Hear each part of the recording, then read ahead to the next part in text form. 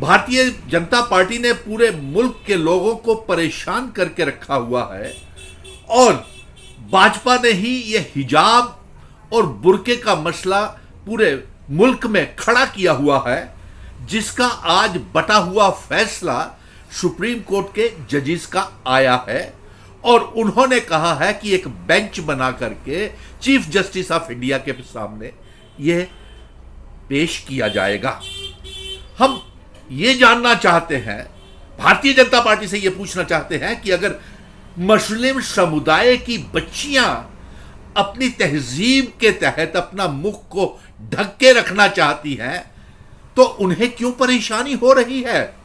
अगर हमारी मुस्लिम बच्चियां अपना सर किसी को दिखाना नहीं चाहती हैं और बेटी पढ़ाओ बेटी बचाओ का नारा जो है प्रधानमंत्री जी देते हैं, तो फिर उन्हें स्कूलों में जाने से रोका क्यों जाता है बुर्का पहनने के ऊपर? इसका जवाब भारतीय जनता पार्टी को देना पड़ेगा और मिशन स्टेटहुड को पूरा पूरा भरोसा है कि इसका इंसाफ चीफ जस्टिस ऑफ इंडिया के बेंच से मुस्लिम समुदाय के बच्चियों को, औरतों को बुर्का पहनने से, हिजाब पहनने से कोई नहीं रोक सकता। हमारे हिंदू धर्म में भी तो हमारी माताएं बहनें जो है घूंघट निकालती हैं, सिख मजहब में भी सर को ढकने का रिवाज है, हर मजहब में तहजीब है महिलाओं के लिए, बहनों के लिए, बच्चियों के लिए कि एक तहजीब का इतिहास पेश करें, तो बीजेपी के पेट में दर्द क्यों होता है?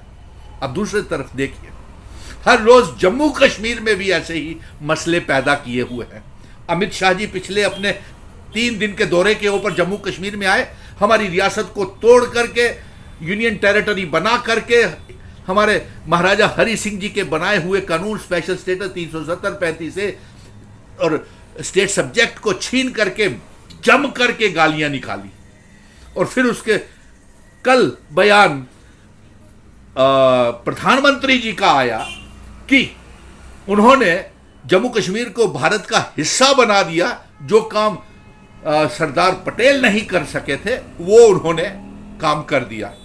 ठीक है साहब, आज तक जम्मू कश्मीर भारत का हिस्सा ही नहीं था, आपका कहना है, प्रधानमंत्री जी का, अमित शाह जी का। और आज एक नया लॉ एंड पार्लियामेंट्री मंत्री इनके किरण रिजिजू कहते हैं कि महाराजा हरि सिंह जी की रियासत का असेशन बड़ी मुश्किल से हुआ। अरे आपको कैसे जानकारी है इस बात की साहब? आपसे क्या? तो बड़े अफसोस की बात है कि हर रोज जम्मू कश्मीर में कई मुश्किलें पैदा की जाती हैं। आप ये बताएं, अमित शाह जी 370-35 से हमारी रियासत ने आपका क्या बिगाड़ा था? प्रधानमंत्री जी आप बताएं, क्या 26 अक्टूबर 1947 को जो हस्ताक्षर हुआ था, इल्हाक हुआ था भारत के साथ, महाराजा हरि सिंह जी ने किया था, क्या तब से हम भारत का हिस्सा नहीं है? कैसे आपने कह दिया कि आपने सरदार पटेल के कदमों के ऊपर चल करके, श्यामा प्रसाद के कदमों के ऊपर चल करके जम्मू कश्मीर को भारत का हिस्सा बनाया? अरे नहीं साहब, श्यामा प्रसाद के कदमों के ऊपर चल के आपने जम्मू कश्मीर को बर्बाद किया। और आज किरण रिजिजू जो लॉ एंड पार्लियामेंट्री मिनिस्टर हैं, उनका यह कहना है कि महाराजा हरि सिंह जी का विलय उस समय की पार्टियां चाहती ही नहीं थी। आपसे क्या रिजिजू साहब, हमारे महाराजा जी ने कहा था क्या?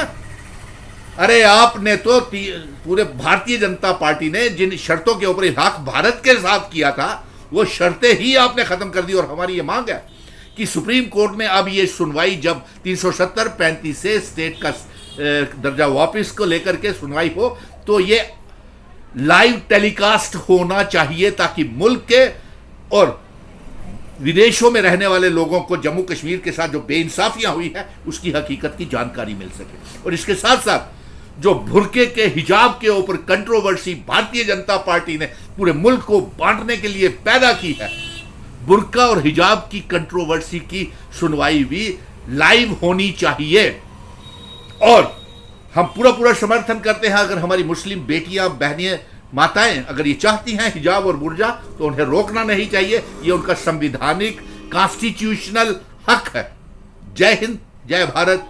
ये भाजपा ने पूरे मुल्क को खराब करके रखा हुआ है और कभी ये हमारे वोटर लिस्टों में बाहर के वोटरों को दर्ज करने की बात करती है, कभी हमारे यहाँ पे शराब के ठेके खोल देती है, जम्मू कश्मीर को ईस्ट इंडिया कंपनी की तरह लूट लिया है। और तमाम पॉलिटिकल पार्टी से मैं ये कहता हूँ कि जम्मू कश्मीर में ये 2 सालों तक चुनाव नहीं करवाएंगे। आप प्रधानमंत्री का या चीफ मिनिस्टर बनने का ख्वाब मत देखिए।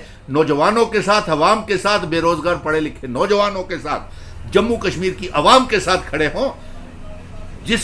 जो लोग ये कमी महसूस कर रहे हैं, क्योंकि मिशन स्टेटहुड ही इस समय जम्मू कश्मीर की आवाज मंसूबा मुवक्कफ बना हुआ है।